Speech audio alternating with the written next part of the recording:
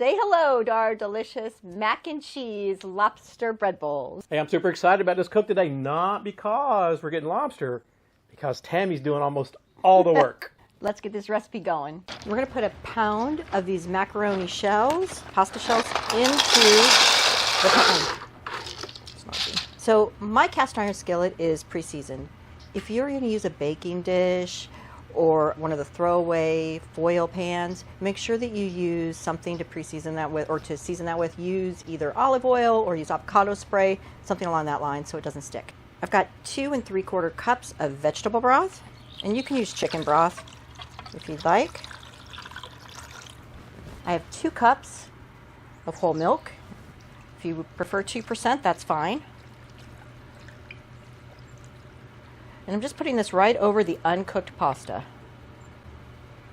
We have a 1/2 teaspoon of cayenne pepper, a 1/2 teaspoon of cumin, 1 full teaspoon of garlic powder, and a 1/2 teaspoon of onion powder.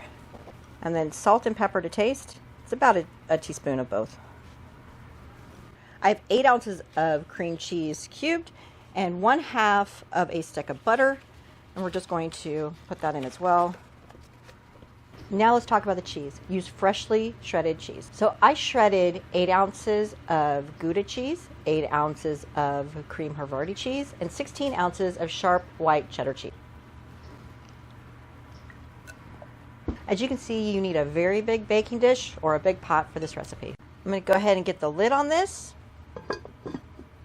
Jeff will put this on the pellet smoker at 375.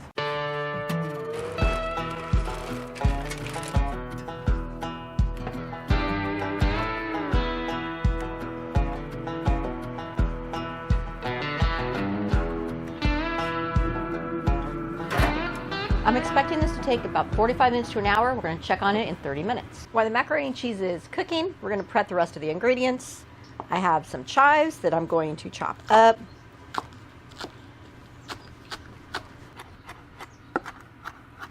I'm chopping the chives into fine pieces. 1 jalapeno. Remove the seeds and the membrane. I'm going to chop it up finely as well.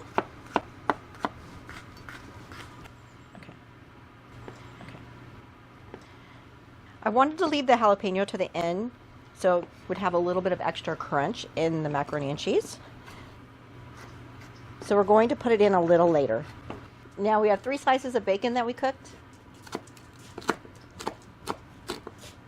I'm just going to chop this bacon up quickly. It's been 30 minutes. I'm going to check on the mac and cheese. I'll give it a good stir. It's looking really good. There's a lot of good cheesiness going on in this pot. Add in the chopped jalapeno. Stir in the jalapeno with our mac and cheese. This is looking really good. I'll put the lid back on. Get this door shut and let it cook about 15 more minutes. Hey, I've got some buns here. All we're going to do is take out the centers. Now you want to be careful, you don't want to poke through the bottom. Just going to go around the edge of each of these guys, just like so, and then just gently pull the centers out. Again, you don't want to poke a hole in the bottom. And then what I like to do is shove this down so that we have more room in there. So let me do one more here. Just carefully around the edge. You want to make sure you leave some wall here, otherwise, you know, it'll cave on you when it starts getting that goodness in there.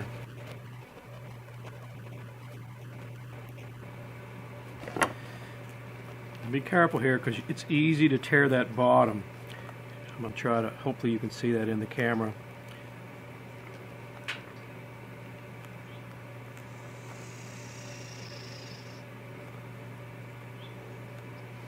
And there we go. And then again, I just like to push that extra bread down, compact it, so we start putting that cheesy, melty goodness in there. It all stays inside our bread bowl. Here I've got 3 5-ounce lobster tails. Now, we're going to keep this simple. and just cut these guys right down the middle.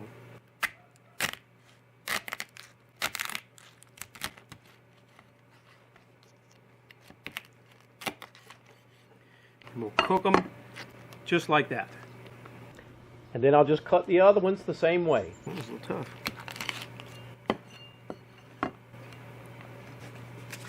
Last thing you want to do, a little sweet barbecue rub. I'm using the Honey Hog barbecue from Meat Church. Use your favorite barbecue rub. It's going to give it a little color, and of course it's going to give it a little additional sweetness. And finally, 1 stick of butter, 1 tablespoon of Old Bay seasoning, and some key lime juice. And that's about 2 tablespoons. It's been 15 minutes, a total of 45 minutes. Let's give it a check.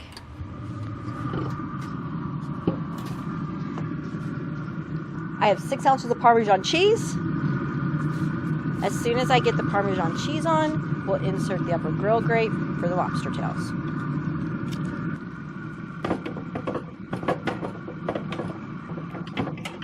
Now we're going to get the lobster tails on. Hey, it's been 8 minutes. The lobsters are getting a nice color, and that Old Bay butter mixture that Tammy made is melted. Just want to brush a little butter on each of these lobster tails for added richness. I've arranged the lobsters behind the pot, so none of the uncooked lobster juices drip down into the mac and cheese. You can see the lobster tails have a nice color, and it won't be much longer, 5 to 7 minutes. Let's get the lid closed.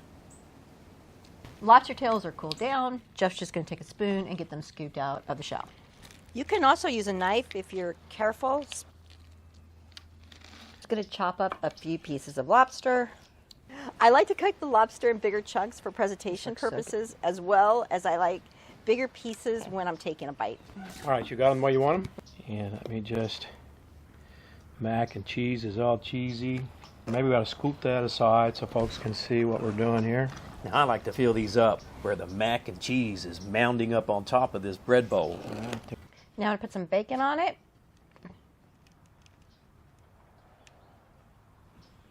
Now we're going to put some of this delicious lobster on.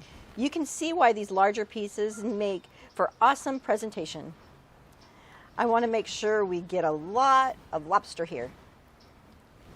Final step, sprinkle with a few chives. This gives a little color. We got them all plated up. Let's do a taste test. I'm going to pass on the bread on this first go around.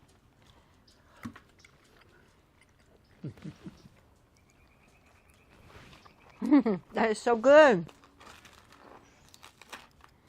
Yummy. Let's give it a taste with this bread.